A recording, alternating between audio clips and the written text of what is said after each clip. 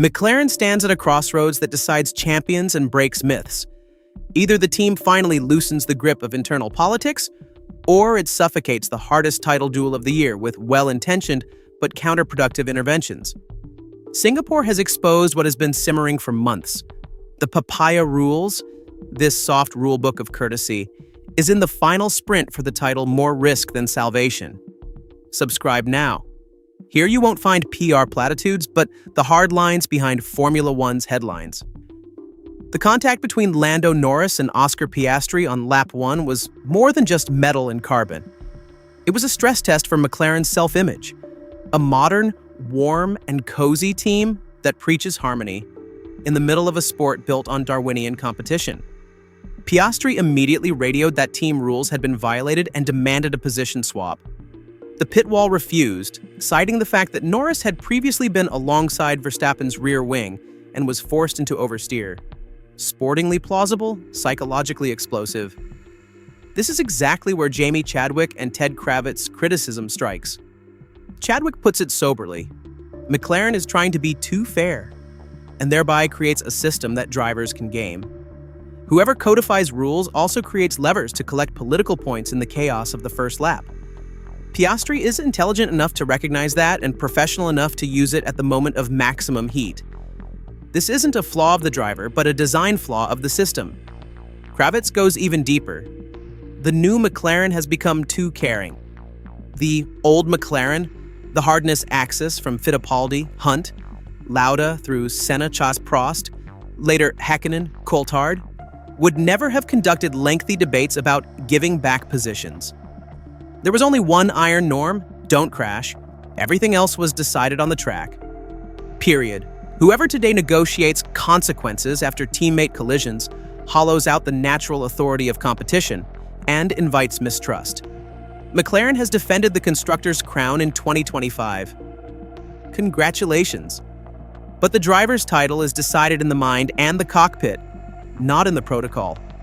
And here the papaya rules start to crumble. Because rules only work if all parties experience them as just and consistent. In Singapore, Piastri experienced the opposite. He lost position, 3 championship points, and a piece of trust. It may be that the data exonerates Norris. In the paddock, perception counts first, analysis later. Chadwick hits the nerve when she demands putting the rules aside now. We're in the crunch zone of the season. She wants wheel-to-wheel without soft-pedaling, with only one red line: no teammate collisions. Everything else is racing. The consequence templates after incidents, meanwhile, are poison. They mask decision-making fear and cement debates that distract drivers from what matters. Kravitz's historical counterpoint is more than nostalgia. It reminds us that McLaren's greatness never lay in uniformity, but in the courage to confront. 2 fast drivers, 1 team, clear priorities, minimal intervention. Whoever has the best pace and the thickest mental armor gets the upper hand, not whoever best quotes the rulebook. Singapore showed McLaren is about to not even attempt the right punch for fear of throwing the wrong one. Stella articulates publicly in exemplary fashion. High precision, detailed analysis, driver trust. It sounds clean and is dangerous when it becomes a template. Because trust doesn't arise from post-mortem meetings, but from predictability. Clear guardrails, narrow interventions, no micromanagement. That's precisely what McLaren lacks right now. Instead of enduring the pressure, they try to moderate it. That's how you create what Piastri can't accept. The feeling that fairness is interpreted situationally. The cascading damage is measurable. First, political rhetoric on the radio increases, because drivers know that words can produce consequences. Second, strategic inhibition. The pit wall hesitates between let them race and pull the handbrake, thereby losing timing to Red Bull and Mercedes. Third, narrative loss of control. Outside perception shifts from McLaren, the new benchmark, to McLaren, the therapist in the title fight. The way out is uncomfortable but clear. Papaya rules, factory reset. 1 sentence suffices, no contact. And then, race. No automatic position swaps, no retroactive moral decrees, no watered-down compromises. Whoever is ahead defends, whoever is faster overtakes, whoever goes off takes the risk. Everything else is sports law, not team politics. Certainly this hardness carries danger, but a watered-down McLaren version carries a greater one: erosion of authority. If every incident becomes a precedent, the team gets tangled in paragraphs while the competitor finds lap time. Red Bull proved at Monza/Baku how quickly a window can reopen. Mercedes smells blood when McLaren hesitates. Whoever stays warm and cozy now gets caught cold in October. The crucial point: equality is not uniformity. In a double fight for the Drivers' Championship, the team must build the stage, not write the play. That means identical tools, identical information, identical chances, but no synthetic symmetry in consequences. If a driving mistake, even triggered by a chain reaction with a third car, harms the teammate, it's bitter, but not automatic grounds for restitution. The old McLaren school knows this. The new one must learn it again. What does that mean for Austin and the last 6 races? First, clear pre-briefing rules. No contact, no team orders except in safety/strategy extremes. Second, zero tolerance only for one thing: avoiding contact. Everything else is racing. Third, communication diet. Less moral doctrine after the race, more action stability before. Fourth, internal cohesion. Stella explains privately, not publicly, where the line is. Whoever crosses it loses priorities, not seats at the green table. Piastri and Norris are too good to be contained. Kravitz knows it, Chadwick knows it, and deep down, McLaren knows it too. The most interesting question isn't whether the papaya philosophy holds, but whether McLaren has the courage to shed it when the driver's title is on the line. Hold mechanisms secured the constructor's title. Freedom decides who becomes world champion. Singapore wasn't a slip. It was a reckoning with an idea that sounds noble in theory and costs titles in practice. McLaren must choose competition or comfort. Whoever wants both gets neither. The luminous orange of McLaren blinds more than it illuminates right now. Behind the celebratory poses of the double win in the constructors' standings, a crack is growing that no PR strategy can hide. The so-called harmony policy threatens to paralyze the team precisely when resolve is needed.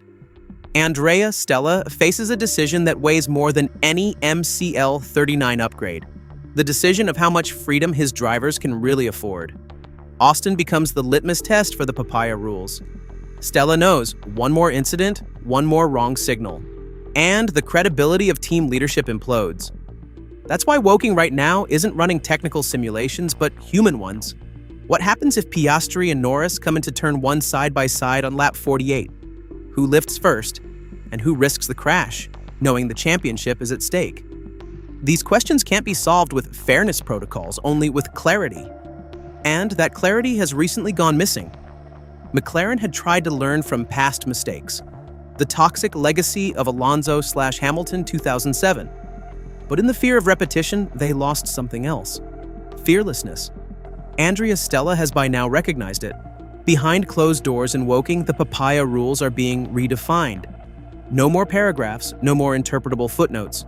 Just one formula: no contact, but no artificial peace. With that, he opens a door McLaren kept closed for a long time: the right to rivalry. Because rivalry, when conducted honestly, is no risk. It's raw material. In 2025, Piastri and Norris have proven that 2 drivers in the same machinery can fight for victory and the championship without splitting the team. The problem only started when they tried to regulate this dynamic. Singapore was the proof. The more you intervene, the more drivers lose the feeling they can shape things themselves. Ted Kravitz called McLaren warm and cozy and hit the mark.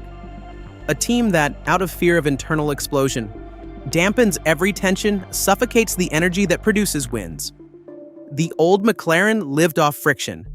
Hunt, Lauda, Senna, Prost, they didn't drive despite the pressure, they drove because of it to peak performance.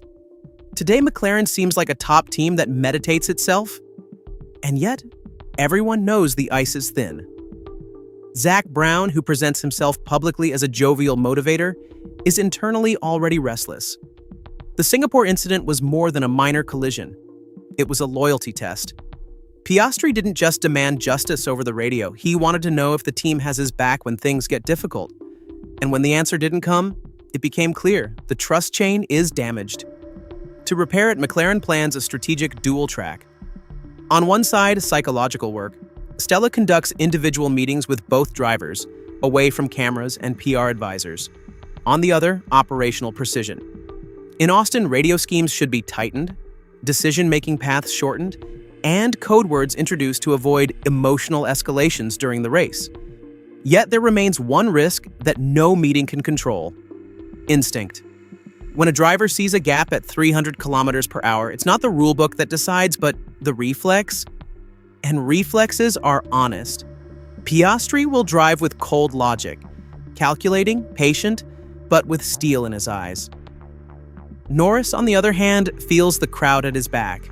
At Austin, his favorite track, he'll risk everything to narrow the championship gap.